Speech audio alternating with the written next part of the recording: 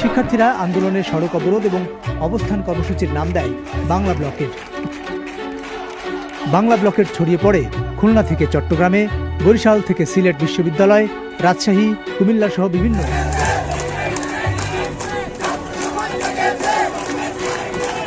সারা দেশে আন্দোলনকে সুসংগঠিত করতে প্রাথমিকভাবে ৬৫ সদস্যের একটি সমন্বয় কমিটি গঠন করা হয়। আজকে সকালে আপিল বিভাগে এর আগে গতকালকে যে দুই শিক্ষার্থী হাইকোর্টের রায় স্থগিত চেয়ে আবেদন করেছিলেন, সেই আবেদনটি শুনানি হয়েছে। আপিল বিভাগ হাইকোর্টের রায়টি স্থগিত করেছেন এবং প্রধান বিচারপতি শুনানিতে শিক্ষার্থীদের পড়ালেখায় ফিরে যেতে বলেছেন। এদের ডিমান্ড যেটা আছে আমরা শুনব, কিন্তু শোনারও একটা লিমিট বোধহয় থাকে। তারা বোধহয় এগুলি ক্রস করে যাচ্ছে। রাস্তায় চেঁচিয়ে আদালতের রায় পাল্টানো যায় না।